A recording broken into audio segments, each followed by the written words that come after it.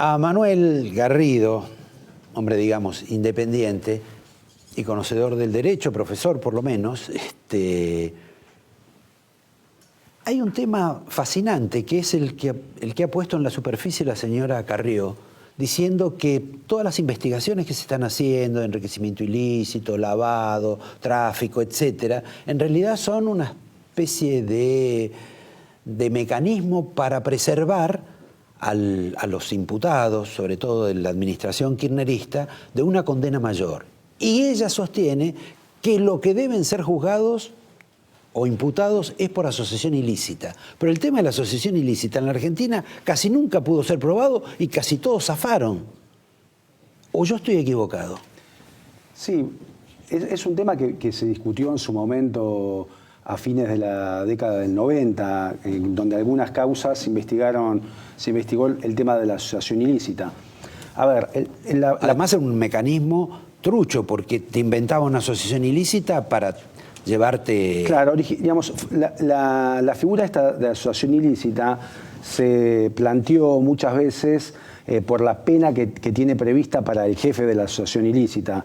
Y cuando se aplicaba el Código Procesal de manera automática para las excarcelaciones, era una manera de tratar o de promover una detención anticipada antes de una condena.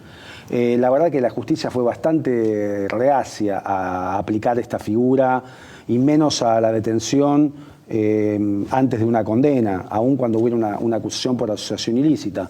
Pero respecto de lo que vos planteaste, la asociación ilícita en realidad lo que apunta es una figura que está prevista para organizaciones criminales, para bandas destinadas a cometer delitos en un tiempo prolongado y a cometer varios delitos. Con lo cual, ella debe estar convencida que Cristina preside una banda que tuvo durante 12 años. Bueno, Lilita, sí, claro, ella lo piensa y lo dice, y lo dijo. Exacto. Y lo denunció. De hecho, hay una causa hace varios años en el juzgado de Ercolini donde se planteó este tema de la asociación ilícita, pero que no, en ese sentido no ha avanzado. Lo que sí me parece importante tener en cuenta es que una cosa no quita la otra, porque si se cometieron... no invalida... No, se cometieron varios delitos, administración fraudulenta, delitos contra la administración pública de distinto tipo, peculado o coimas... Sí. Bueno, digamos, esos delitos serían los delitos que esa asociación estaría cometiendo. Si efectivamente hubiera un plan en el cual estuvieran involucradas por lo menos 3 personas y que estuvieran organizadas para cometer esos delitos, lo cual en este tipo de situaciones por lo menos requiere una prueba más contundente. Digamos, o por lo menos que se acrediten todos esos elementos, o que estén, además de integrar un gobierno, estén todos de acuerdo en robar de manera sistemática, de manera plural. Y bueno, eso es lo que se está investigando y lo que para algunos existiría. Habrá que ver si eso efectivamente se puede comprobar. Quiero decirte que hay un dato respecto de esto de la asociación ilícita y los delitos de corrupción. Hay una perlita interesante, porque en su momento se discutió en el caso de Emir Yoma y la Corte Suprema de la mayoría automática, uno de los favores que hizo en un comentario al pasar fue que no era posible la asociación ilícita para los delitos de corrupción. Contra el Estado. Para los delitos contra la administración pública, lo que por supuesto tampoco tiene ni pies ni cabeza. Lo que sí es que para demostrar que hay una asociación ilícita uno tiene que demostrar que efectivamente hay una organización de varias personas que están de acuerdo en robar de manera sistemática. Que es lo que habrá que ver si acá se puede comprobar, más allá de la pluralidad de hechos de corrupción que efectivamente todos los días se descubren y bueno, y hasta en flagrancia. Pero bueno, la locura esta termina dando lugar a que, bueno, hoy se anunció que la presidenta va a denunciar a Margarita Stolbizer por una asociación ilícita en la cual esa asociación ilícita estaría complotada supuestamente con Clarín y con su abogada para cometer delitos, que los delitos aparentemente serían denunciar a Cristina Fernández. Claro. Lo cual también, además de la poca seriedad de esto... Bueno, es parte del show que hicieron hoy estas dos mujeres.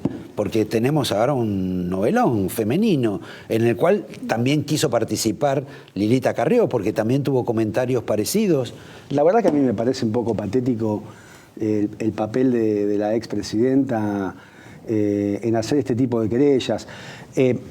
Perdón, sobre todo si uno toma el caso, por ejemplo, de Erdogan, el presidente de Turquía, quien decidió borrar 2.000 querellas que tenía contra presuntos enemigos o gente que lo había ofendido, y Cristina, en un estado, se supone, mucho más democrático, dice que la va a poner presa a... La verdad que me parece... A la señora Stolbizer. Me parece, la verdad que poco coherente con el discurso o el latiguillo que vino sosteniendo durante todo su gobierno en contra de la judicialización de la política.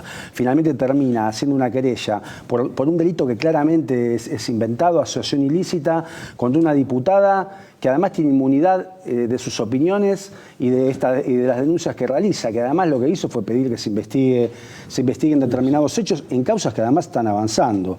Así que la verdad que me parece, lamentablemente, pero me parece poco digno que la presidenta termine haciendo este tipo de denuncias. Ahora hubo otro hecho hoy, que yo lo señalé, que me parece característico y además más importante en materia judicial. Tanto Daniel Scioli como Cristina de Kirchner dijeron lo mismo, cosa extraña porque normalmente lo que decía Scioli la ofendía a Cristina y lo que decía Cristina, Scioli lo aceptaba con cara del Papa ante Mauricio Macri. Los dos dijeron, a nosotros ya nos investigaron, ya están todas las causas cerradas. Todas las causas de corrupción, enriquecimiento ilícito, supongo que cohecho, etc. Ahora, la realidad ¿están todas las causas cerradas?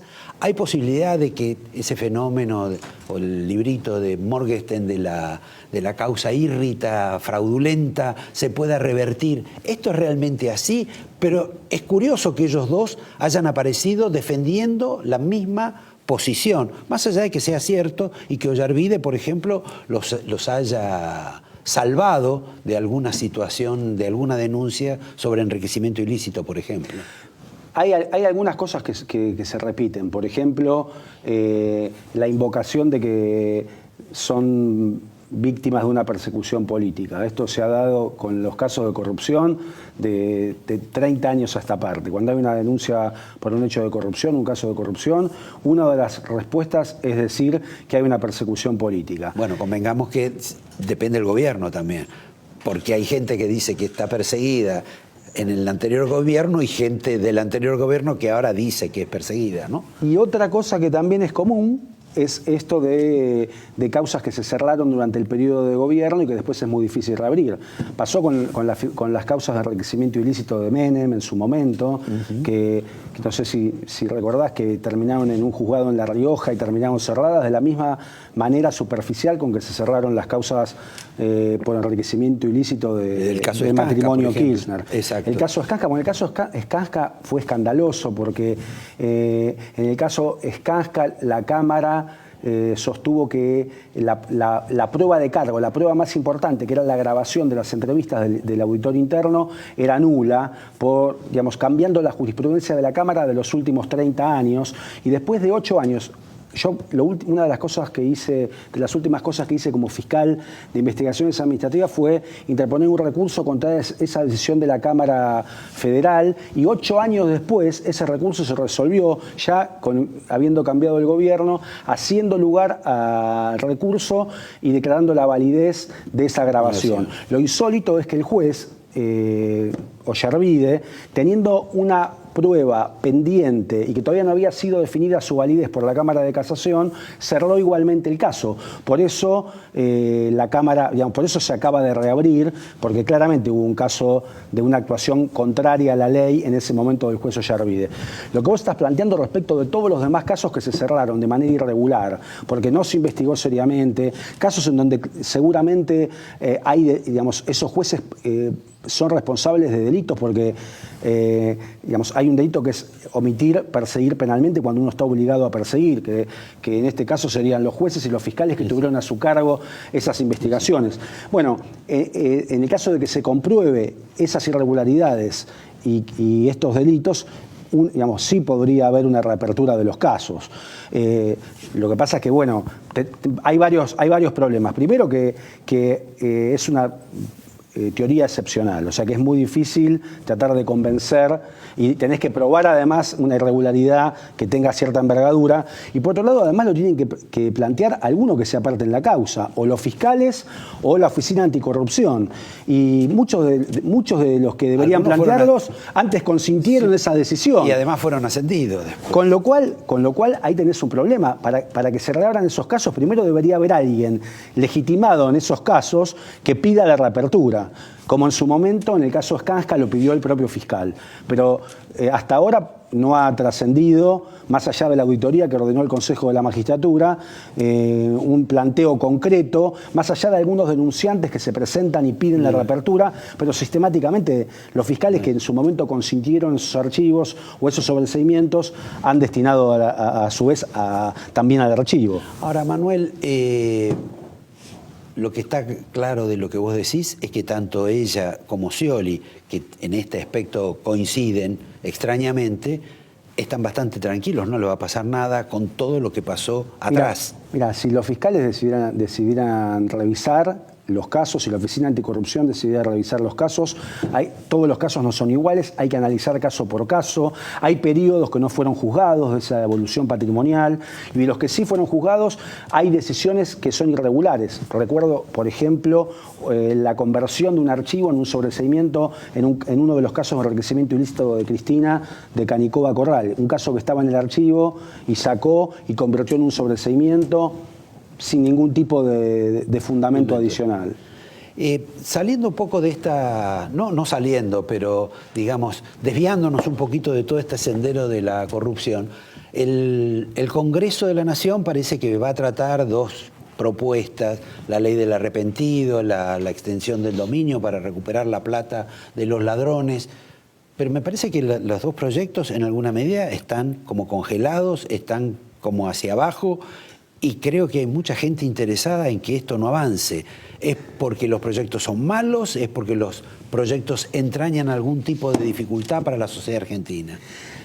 A ver, la resistencia tiene que ver con factores políticos o de temores por parte de los que pueden quedar involucrados. En el caso del arrepentido esto es claro. El arrepentido ya existe en el derecho argentino para varios delitos, y en todo caso la discusión acá es si se extiende el arrepentido a los casos de corrupción.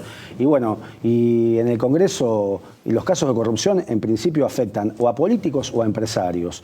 Y los políticos son los que tienen que decidir si lo van a incorporar en la legislación, y bueno, tienen temor. Y los empresarios se ven en problemas en el caso de que efectivamente se contemple el supuesto del arrepentido para los casos de corrupción. Bueno, dice que van a convocar a alrededor de 30 empresarios vinculados a la Cámara de la Construcción para que hablen. Supongo que todos van a decir medianamente lo mismo, pero son 30 personas que hablan y siempre hay alguno que puede cometer algún desliz.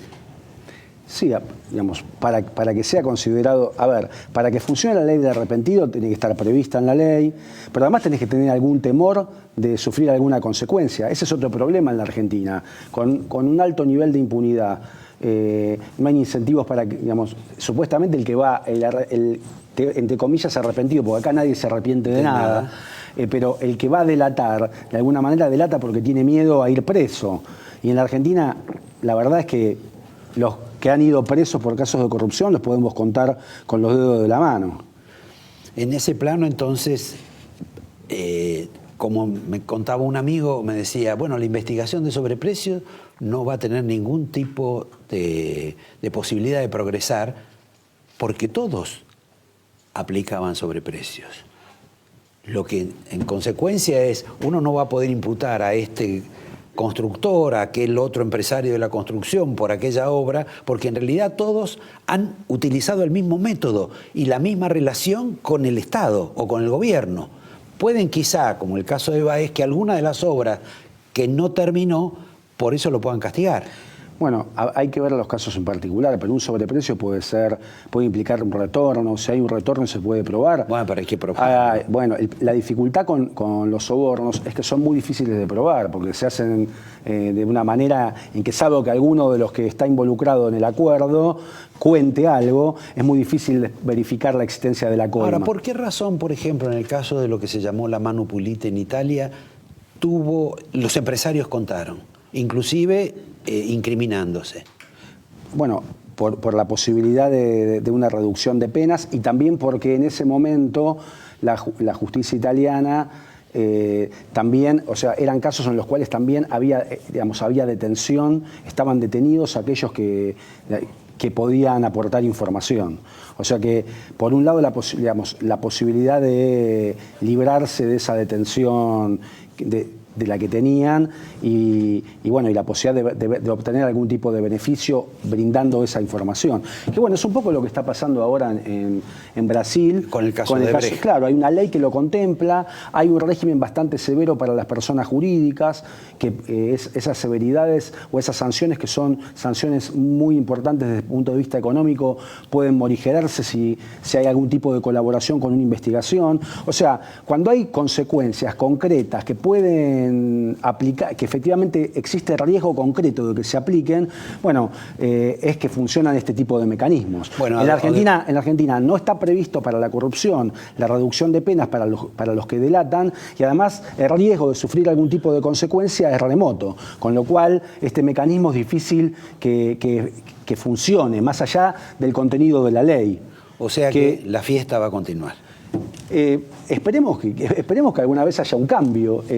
La verdad es que estamos viendo cómo la Argentina es objeto de menciones en todo el mundo sobre los niveles de corrupción, sobre casos escandalosos, y tenemos por delante una modificación de esta estructura, lo que vos estás mencionando. Hay una resistencia enorme a llevar a cabo modificaciones. Pero bueno, el Congreso tiene que hacerse cargo, y si los proyectos son malos, por ejemplo el de extinción de dominio tiene que modificarse sustancialmente, eso no significa que utilizando esa excusa sigamos, como siempre, en la misma situación de impunidad, que es algo que ha caracterizado desde hace mucho tiempo a la Argentina. Bueno, te agradezco la presencia, veo que no trajiste ningún recuerdo para la gente que nos ve, y a ustedes los invito, bueno, la próxima vez, los invito a que también veamos un ejemplo de la Argentina en el mundo, que es el del país con mayor presión impositiva, porque usted, tanto como yo, como todos, somos los que pagamos impuestos más altos en el mundo. Y como dice nuestro invitado próximo, el señor Manuel Solanet, creo que 8 personas están sosteniendo a 19. Pero eso se lo vamos a preguntar a él en apenas un minuto. Gracias, Manuel.